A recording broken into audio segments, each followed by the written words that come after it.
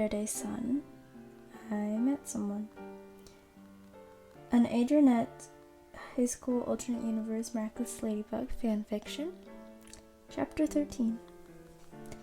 Dating someone, as Marinette finds out, isn't so different from being friends with them. Only there's the added benefit of getting to kiss them on the nose, or the cheek, or the forehead. Yeah, that's definitely a difference. But overall, it's the same. You still spend time with them. You still laugh your chest out with them. You still wake up and go to school and smile when you see them and frown when you don't. Truly, a relationship is just having an especially important friend. And Marinette would like to argue that the especially part should be especially emphasized. Adrian is her very first boyfriend, if she's being totally honest. With being such a ambitious and spastic person, she's never made out any time for relationships. As much as she is a hopeless romantic, she's never fawned over the idea of her day-to-day life like Rose likes to. There had always been too much to do, and Marinette pushed the idea of a boyfriend and a relationship to the back of her mind as she focused on her grades in the bakery, student council, and her designs. Sure, she had crushes prior to him, but that's basically where the end of the line is. No dates, no flings, no failed talking stages, nothing at all. Therefore, dating Adrian is not only a new experience and a serene one in person, it is also a huge life adjustment.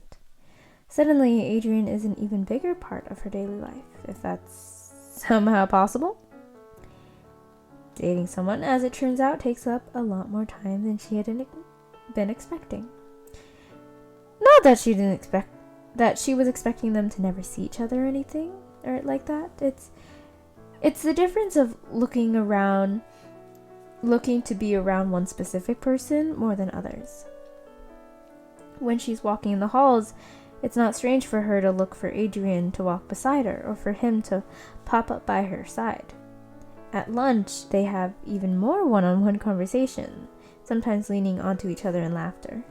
At those times, she can hear the faint sound of a camera shutter, but chooses to ignore the not-so-discreet picture that Alia or Rose holds up after she registers the noise.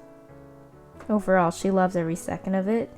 She loves every minute and day and week, and hopefully months and years of it. Maybe it's foolish to be so optimistic of their future as a couple, but she likes to think of positivity as a purely good force. She wants it to be forever, so she'll treat it like forever. Luckily, when she looks into his eyes, bright candy green apple eyes peering into shining floral bluebell eyes, she sees that he feels the same way about her. It's a massive comfort. There's a lot of good about their relationship. Marinette knows this because she spent the last 3 weeks overthinking and overanalyzing and wondering everything that makes them them. She's shy with him, still tripping over her words a little and panicking when he comes near. But that only happens when she's actually thinking about it, about how this relationship is going to go. When she's not overthinking, when she just sees them and enjoys his smile and the touch of his hand on her cheek, when she laughs so hard he has to hold her still, being with Adrian is easier than breathing. It feels so natural to lean into his shoulder when their friends are animatedly telling a story, to turn to him and show him a picture of what she sees on her Instagram feed. Just a private conversation between the two of them when the whole group is together. With her, Adrian's actually bolder. He speaks loud and tends to be the one that grabs her hand or kisses her cheek. Respectfully, though. He's not pushy or anything, but he's definitely fearless in their relationship. Despite taking a back seat in larger amounts of company amongst their friends, in just them, he leads the charge when she's too scared to do so. It's nice. It's really nice, actually, to have someone else run the show.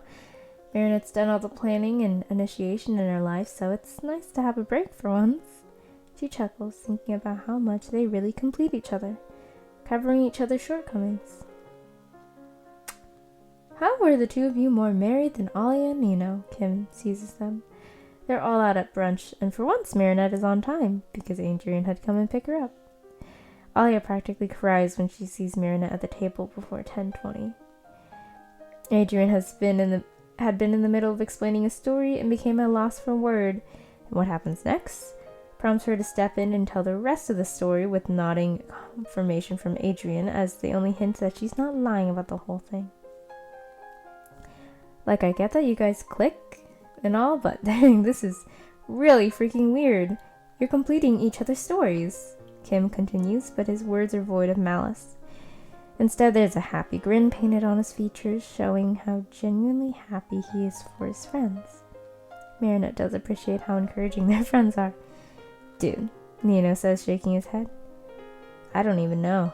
Me and Alia have been doing this thing for a while now, and yet they only met a month into school and bam, they have a house together. They've had a house together for 4 years, own a cat and 2 hamsters or whatever, and have a baby on the way. Nino sighs. His words cause Marinette's cheeks to flush a bright red, and everyone falls over laughing. Alia rolls her eyes playfully and leans further into Nino, who has an arm slung over her shoulders. Not that Marinette and Adrienne haven't briefly talked about the future, but the talk of kids and a house together is a bit far in the future for even her to think about planning. She does, however, know that he, like her, wants at least 1 hamster, 3 kids, and to stay in Paris. And he just so happens to fit into her life plans that she pretends like it doesn't make her all giddy and smiley when thinking about it. Fate certainly has something to do with it. She knows it. A gentle touch reaches Marinette's hand under the table, and without even looking, Marinette knows that it's Adrienne. It's a personal touch, one their friends can't see, and just for the sake of them. And she kind of loves it for that very reason. Well, that sounds like a you problem, doesn't it? Adrienne says. He pulls the rare smirk and everyone cackles, including Marinette. Nino gasps dramatically and looks like he's about to lunge at Adrienne, as a joke, of course. If it weren't for the table of plates and glass that would surely crash to the ground and break between the two of them if he was to follow through with the attack. You should tell your boy to watch that mouth of his, Nino says, flickering his eyes onto her. Marinette barely suppresses her laughter. He can take you in a fight, she says flatly. Alia sputters into a laughing fit, much to Nino's horror. Babe, you're supposed to defend me. Nino, sweetheart. He literally fences, and you're a party DJ in your free time. Alia laughs, patting Nino's cheek as he pouts at her like a toddler. Kim looks between the two couples and lets out a sigh of annoyance. Why are we, the group, stuck with 2 married couples? He says, though his eyes are shining for them. Because we love love, Rose points out. And yeah, Marinette thinks, looking at Adrienne when he's laughing and not paying attention to anything. Yeah, they do. Imagine if we've always known each other, Marinette says idly. She plays with the spoon in her coffee. Adrienne and her are out on a casual date, sitting together at a small table and enjoying each other's company. Would we even end up here? She wonders out loud. Adrienne pulls a small smile. Technically, we've known each other for years and years, he points out. Marinette flushes, allowing her hair to fall in front of her face. Well, it's more like you've known me for years and years. I've been an oblivious idiot this whole time, she admits. Adrienne laughs. The amusement flows from his voice to her ears, and he sweetly brushes the hair out of her eyes. His hand falls to her cheek, and she leans into it, nuzzling, like a small cat would. It's true, Adrienne says. There's a shy look in his eyes. I've noticed you from day one, he confesses. Marinette's eyebrows move up in surprise. Really? She honestly can't imagine that. Someone seeing her walk into a room when she's not talking and when she's not leading a charge, noticing her? This has to be some kind of hyperbole, but Adrienne isn't that type of person. And the look in his eyes is too sincere for him to be exaggerating. She lets a shy smile overtake her features. Of course! How could I not? He tells her. You're really laying it on thick. She teases him because, well, what else is she supposed to think? I'm definitely not, he laughs. His hands grab hers and rubbing his thumb over the plane of her hands in a soothing manner. It's a quiet gesture, but it's affectionate nonetheless. You know, I had a crush on you back in primary school, Adrian admits, a blushing coloring his cheeks at the proclamation.